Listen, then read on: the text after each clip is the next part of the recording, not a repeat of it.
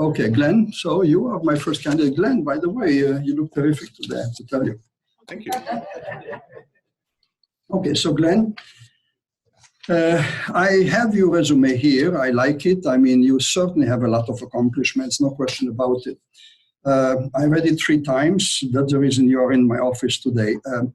Glenn, why don't you tell me about yourself? Well, I've worked as a programmer analyst, but most of my career has been as a business analyst.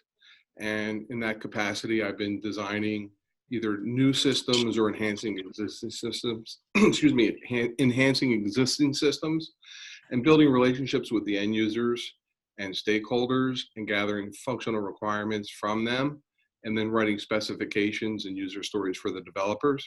I've also had a part in testing and developing end user documentation and doing their training. And I've had some responsibility for some project management as well, and leading teams of between 1 and 15 people on projects. And as a matter of fact, one of my recent companies I worked for was Freedom Systems for a number of years. And when I started there, I immediately noticed that we were receiving calls about specific software problem, software bug, and also calls about specific training issues. And after getting approval, I found the software bug, was able to fix it, and also wrote a quick reference guide. And both of those tasks and responsibilities ended up with increasing customer satisfaction and reducing the call volume. So now that you've heard a little bit about me, Alex, I'm curious, what would the candidate hired for this position be involved with during the first 2 to 3 weeks on the job? Good question. Glenn, we just had a meeting last week with the CEO, and we have a lot of financial pressures. I have to admit to you, I want to be fair to you. And one of the things we need to do ASAP, the target is to reduce the budget by 4%. So beside the technical issues we have to face, we also have to attack quickly in a team format and reduce the budget by 4%. I see.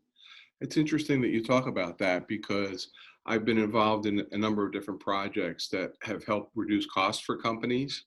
In some cases, they've been in quality improvement processes where there's been different ad hoc teams put together, and I've led those teams. But I've also been involved with some software projects where we found ways that some old software that was no longer needed, and we went through a conversion process to eliminate that software and therefore eliminate that expense. Okay, thank you. Any other strengths that you may have?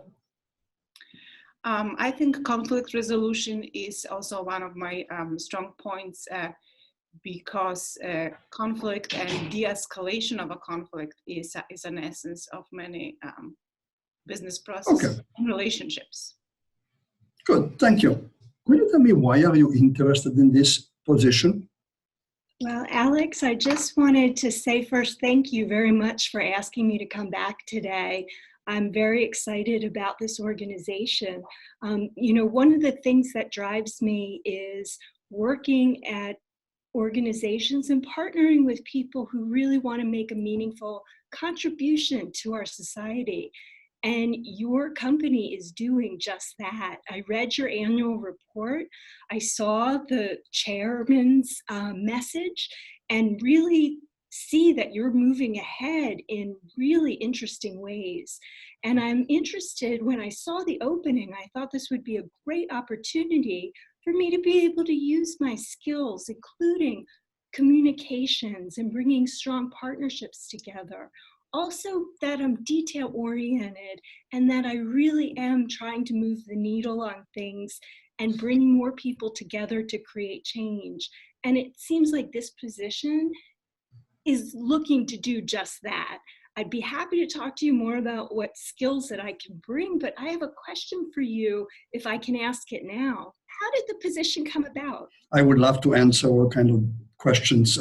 I'm really forbidden by HR to tell you a little bit more than what you know about this. We keep confidentiality here. I just cannot disclose it to you right now. Fair enough. I hope that in future conversations we can talk about it more. And again, if you have any questions for me about what I can bring to this, or if I can clarify or give you work examples, I'll be happy to do so. I brought a portfolio with me and have several examples if you're curious to see. Terrific. Good. Thank you. Okay, so Frank, welcome. Thank you. Great resume, good background, corporate real estate, great. Frank, can you please tell me what will you do in the first 90 days after hired? Well, in my experience, what I've found is that when you're entering a new situation, particularly one that you may not have intimate knowledge of the organization and the people, the first order of business is really to probe and listen and learn about what is ultimately going on in the organization, understand the people and the processes in order to ensure I'm making decisions. You bring me in as a leader to make decisions for the organization. I want to make sure I'm positioned for the company for the best long-term success by understanding all I can before I start to look to initiate some changes or better understand what we can do going forward to enhance the success of the company. In my last role, I had to undertake a very similar situation. I was not a subject matter expert when I moved to take over a real estate organization. The first order of business was to do just that, to learn as much as possible about the people that were on my team, about the process that we were going through, which included a significant outsourcing, to talk to vendors that we dealt with to understand what they saw within the organization, other stakeholders that are having that my organization would have an impact on, and see what they think we should be doing either differently, looking at things in a new way. And when you take all that together, when you learn up front and then you use that to base your decisions on, I found that the last role I had that was a very successful process, we were able to, in year one, drive through that outsourcing about a $12 million savings globally. It impacted 40 sites in 18 countries. We were able to do it in about 9 months, which is a pretty rapid process, and really position the company and the organization in a very successful way.